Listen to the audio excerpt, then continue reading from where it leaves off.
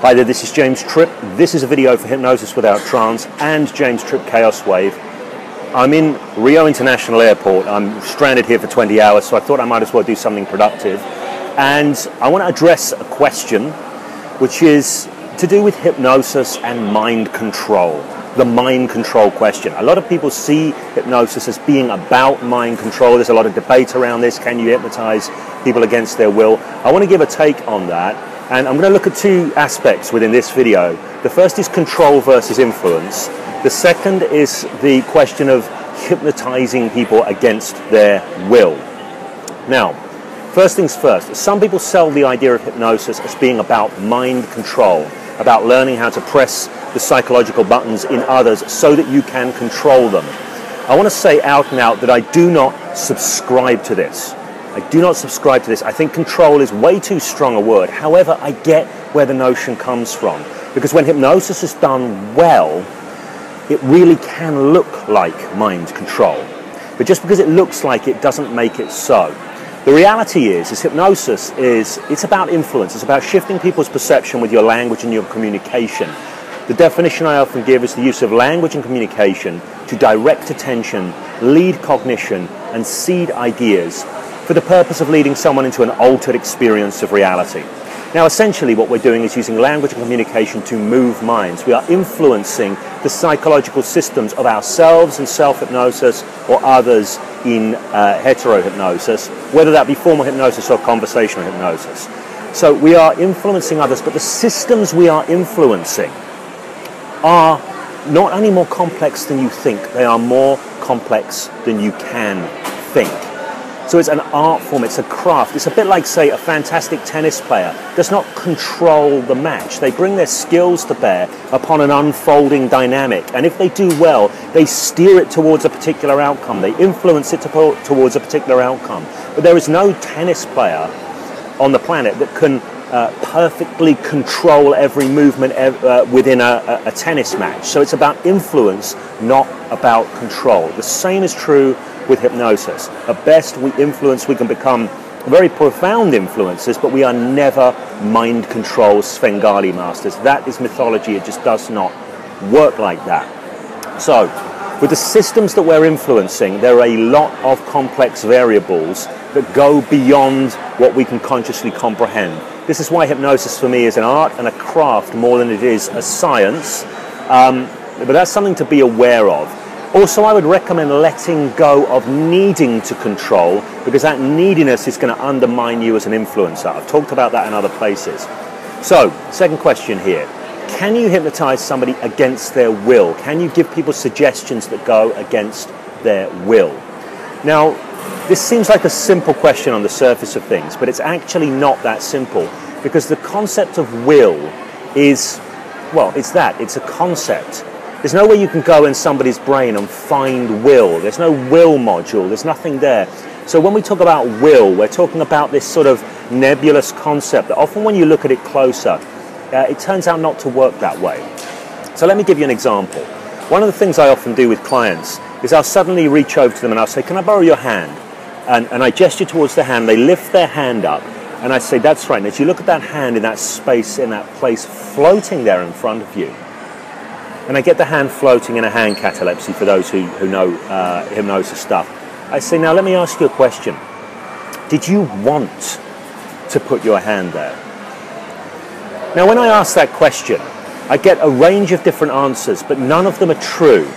Because every answer they give is a backwards rationalization. It's an attempt to make sense of something that was rich and complex. There was a whole neurological cascade of response going on. And we can't talk about it in those terms, so we have to conceptualize around it. People will backwards rationalize. So some people will say, yes, I did. I must have done, otherwise I wouldn't have done it. Or other people will say, no, I didn't. I just did it. Some people will say, I don't know. I will get different answers as people try and make sense after the fact of why they put their hand where they did. Now, the truth is I created a flow, I invited them into it, they went along with it. But when they make sense of it in terms of volition, in terms of will, it's actually quite difficult to make sense of. Because when you look, volition and will was never there. They didn't lift their hand up against their will, but they didn't do it because they wanted to either. So the trick in the question, can you hypnotize somebody against their will, is assuming that will is always present. So number one, will is a conceptual construct. Number two, although it's there to make sense of something more complex, it's not even always present. On the flip side of that, relating to the question, can you hypnotize somebody against their will, you can create will. You can create desire through suggestion.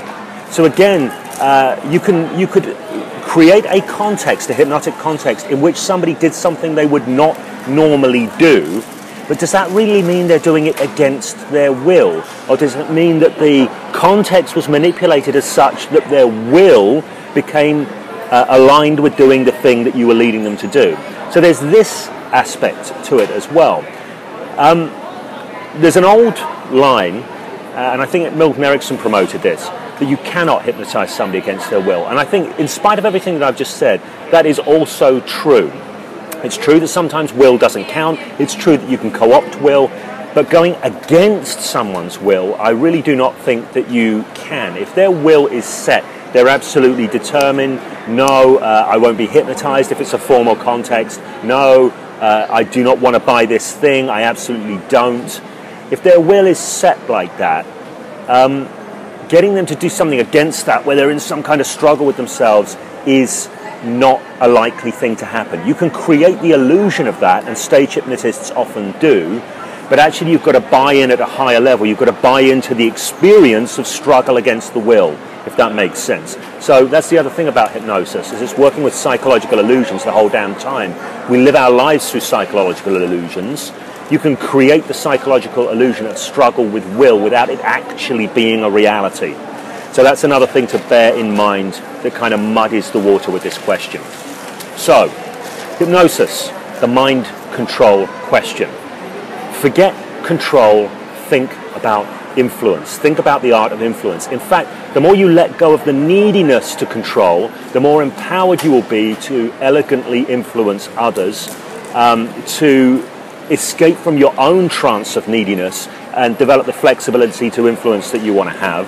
So there's that aspect. People are not only more complex than you think, they are more complex than you can think. The variables at play are infinite. So it's influence, not control. And the second point about will isn't the simple notion that it might look like. There's a lot of complexity in that. Again, it isn't a thing. The idea of will, the concept of will, is a piece of hypnosis in itself. It's a concept that shapes understanding. This is how hypnosis works.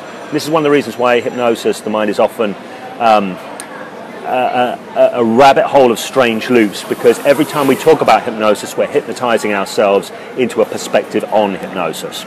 Okay, so that's hypnosis, the mind control question. If you like this video, if you like the ideas shared in this video, please do like it on YouTube, give it the thumbs up.